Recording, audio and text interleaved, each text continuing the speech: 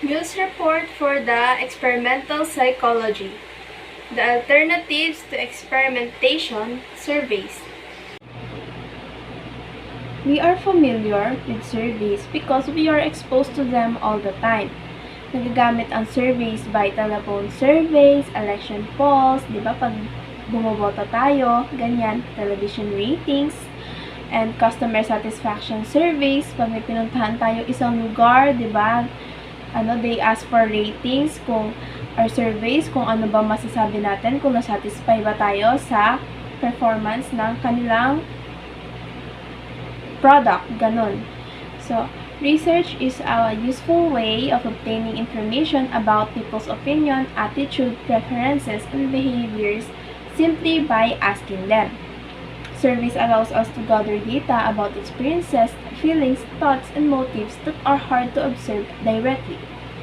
So, yung survey research daw ay very useful way sa pag-gather ng information about people's. Pwede mo kasing mag-gather yung kanilang opinions, attitude, preferences, and behavior simply by asking. Pwede kang gumamit ng through telephones, ganyan, ayan. Kung ano mang data yung kailangan mo sa isang tao, pwede kang gumamit ng kahit anong survey. Surveys can be particularly useful for collecting data on sensitive topics because they can be given anonymously, making it more likely that the subject will answer truthfully. Survey data can be useful for making inferences about behavior, although they not allow us to test hypotheses about casual relationship directly. Means na yung survey, it says na yung surveys daw very useful din siya sa pag-gather ng mga sensitive topics kasi ang subject ay pwede siyang maging anonymous. So, pwede hindi siya makilala yung identity niya. Pwede bang mag-gather yung information sa kanya without exposing kung sino ba yung subject na yon or sino yung person na yon. And because of being anonymous, it makes more like na yung subject ay sasagot ng totoo or truthfully. Survey research is a questionnaires and interviews. It is a frequent component of field studies, and survey can be part of any research design. It is about getting information directly from the people. You can get the answer to those questions by having someone else, an interviewer. An interviewer asks the questions and then record the answer like in a phone survey or a face-to-face intercept. Or you can have people read or hear the questions and record their own answer like an internet-based survey or a hangout question. Survey contains open and closed-ended questions or with a combination of both. Open-ended questions are broad and answered in detail. For example, how did you feel about our customer service? Closed-ended questions are answered with a single word or pick from a limited multiple choice options. For example, are you satisfied with this product? You will answer these yes, no, mostly, and not quite. Response formats for closed questions can be formed. Level of measurement. Level of measurement is the type of scale of measurement ratio, interval ordinal, or nominal used to measure the variables. Response formats for closed questions can be designed from one of 4 levels of measurements, and it contains first level, nominal scale. A nominal scale is a measurement scale in which numbers serve as tags or labels only, to identify or classify an object where numbers have no value. Example, please select the degree of discomfort of the disease. 1 mild, 2 moderate, 3 severe. In this particular example, 1 mild, 2 moderate, and 3 severe, here numbers are simply used as tags and have no value. Ordinal scale. Ordinal scale is a measure of magnitude in which each value is measured in the form of rank. One of the examples is when a student scoring 99 over 100, then that person will be in the first rank. And other scored 92 over 100, then it will be in the third rank. And so on and so forth.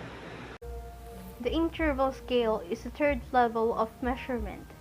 The trickiest part about the interval scale is probably the fact that there is no through zero.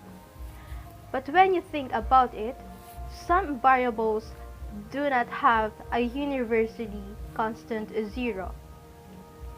For example, analyzing temperatures in degrees Fahrenheit, the difference between 78 and 79 degrees is 1 degree, and it is the same with 45 and 46 degrees. Ratio scale. Ratio scale is a measure of magnitude having equal intervals between values and having an absolute 0 point. It is a quantitative scale where there is a true zero and equal intervals between neighboring points. Unlike on an interval scale, a zero on a ratio scale means there is a total absence of variables you are measuring. Examples of ratio scales are length, areas, and populations. Continuous dimension. The concept that traits, attitudes, and preferences can be viewed as a continuous dimension, and each individual can point along each dimension. For example, sociability band be viewed as a continuous dimension ranging from very unsociable to very sociable. Response style. It means subjects do not always respond to the manifest content or the plain meaning of survey questions. When constructing surveys, the researcher also needs to consider response style such as willingness to answer, position preference, and ye-saying or nay-saying. At times, subject will respond to the latent content or hidden meaning of survey items because of response sets such as social desirability. Willingness to answer. The differences among people in their style of responding to questions they are unsure about. Some people will leave these questions blank, whereas others will take a guess. Position preference. When in doubt about an answer to multiple choice questions, some people always select a response in a certain position, such as answer C. Most of us do this position preference pag hindi tayo sure sa answer natin, pagka nagda-doubt tayo or hindi tayo sure. Manifest content. The plain meaning of the words or questions regardless of its manifest content. Yes, sayer. This is the people who are up to agree with the question regardless of manifest contents, meaning a person who tends to agree uncritically with others. Naysayers. People who are about to disagree with a question regardless of its manifest content. Evaluating surveys and survey data. Survey data may be collected in several different ways. Self-administered questionnaires may be handed out to subjects or completed on desktop computers via the internet. Nail surveys are popular data collection method, especially when assisted by computers in random digit dialing. Face-to-face interviews are more time-consuming and require trained interviews but can result in high-quality data. The goodness of surveys is reflected in reliability and validity. Reliability. The extent to which a survey is consistent and repeatable. Example. A medical thermometer is a reliable tool that would measure the correct temperature each time it is used. Validity. The extent to which the survey actually measures the intended topic and not something else. Sampling is a technique of selecting individual members or a subset of the population to make statistical inferences from them and estimate the characteristics of the whole population. For example, if a drug manufacturer would like to research the adverse side effects of a drug on the country's population, it is almost impossible to conduct a research study that involves everyone. In this case, the researchers decide a sample of people from each demographic and then researchers give them or indicate feedback on the drug's behavior. Population means all people, animals, or objects that have at least one common characteristic. Sample of subjects. A research subject is an individual that participates in research. Information or data is collected from or about the individual to help answer the question under the study. Sometimes research subjects are referred to as human subjects. Research participants are study of volunteers. Representativeness. This is the extent to which sample responses we observe and measure reflect those we would obtain if we could sample the entire population. When you conduct a research about a group of people, it's rarely possible to collect data from every person in that group. Instead, you select a sample. The sample is the group of individuals who will actually participate in the research. To draw valid conclusions from your results, you have to carefully decide how you will select a sample that is representative of the group as a whole. There are two types of sampling method. Let's take a closer look at these two methods of sampling. Probability sampling is a sampling technique where a researcher sets a selection of a few criteria and chooses members of a population randomly. All the members have an equal opportunity to be a part of the sample with this selection parameter. For example, if you had a population of 100 people, each person would have odds of 1 out of 100 of being chosen. With non-probability sampling, those odds are not equal.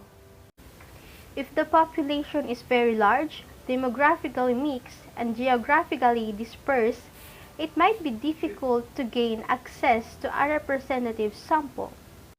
Non-probability sampling involves non-random selection based on convenience of other criteria, allowing you to easily collect data.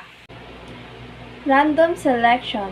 This is the unbiased method for selecting subjects in such a way that each member of the population has an equal chance of being selected for each position in the table. Simple random sample. The most basic form of a probability sampling whereby a whole population is selected in an unbiased way in a simple random sample. Every member of the population has an equal chance of being selected. Your sampling frame should include the whole population. Systemic random sampling. This is a variety of random sampling in which a researcher selects every new person from the population. Systematic sampling is similar to simple random sampling, but it is usually slightly easier to conduct. Every member of the population is listed with a number, but instead of randomly generating numbers, individuals are chosen at regular intervals. Example: all employees of the company are listed in alphabetical order. From the first 10 numbers, you randomly select a starting point, number 6.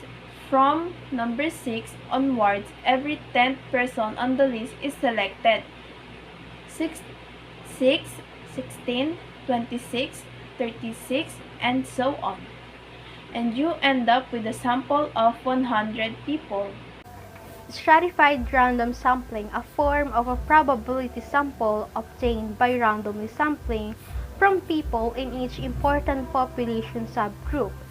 It is the same proportion as they exist in the population. To use this sampling method, you divide the population into subgroups called strata. based on the relevant characteristics such as age, range, income bracket, and job role. Cluster sampling.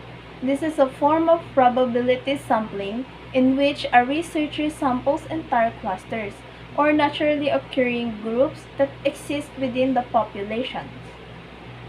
Cluster sampling also involves dividing the population into subgroups, but each subgroup should have similar characteristics to the whole sample. Instead of sampling individuals from each subgroup, you randomly select entire subgroup. If it is practically possible, you might include every individuals from each sampled cluster. If the cluster themselves are large, you can also sample individuals from within each cluster using one of the techniques above. Example: the company has offices in 10 cities across the country, all with roughly the same number of employees in similar roles. You don't have the capacity to travel to every office to collect your data, so you use your random sampling to select 3 offices. These 3 are your clusters. Non-probability sampling is a method of sampling wherein it is not known that which individual from the population will be selected as a sample. Researchers use this method in studies where it is impossible to draw a random probability sampling due to the time or cost consideration. Quota sampling. It is a selective samples through predetermined quotas that are intended to reflect the makeup of the populations. They can reflect to the proportions of important population subgroups, but the particular individuals are not selected at random. Hypothetically consider a researcher wants to study the career goals of male and female employees in an organization. There are 500 employees in the organization, also known as the population. To understand better about population, the researcher will need only a sample, not the entire populations. Further, the researcher is interested in particular strata within the population. Here is where quota sampling helps in dividing the population into strata or groups. Convenience sampling. This is one of the non-probability sampling techniques where the samples that are readily available in the entire population get selected by the researcher. Purposive sampling. The selection of non-random samples that reflect a specific group of the study. In the judgmental sampling method, a researcher selects the sample based purely on the researcher's knowledge and credibility. In other words, researchers choose only those people who they deem fit to participate in the research study. Judgmental or purposive sampling is not a scientific method of sampling, and the downside to this sampling technique is that the preconceived notions of a researchers can influence the results. Thus, this research technique involves a high amount of ambiguity. Snowball sampling helps researchers find a sample when they are difficult to locate. Researchers use this technique when the sample size is small and not easily available. This sampling system works like the referral program. Once the researcher finds a suitable subjects, he asks them for assistance to seek a similar subjects to form a considerably good-sized sample. For example, a researcher who is seeking to study a leadership patterns could ask individuals to name others in their community who are influential. Thank you so much for watching again. This is Charlie Foyo reporting from SGC News.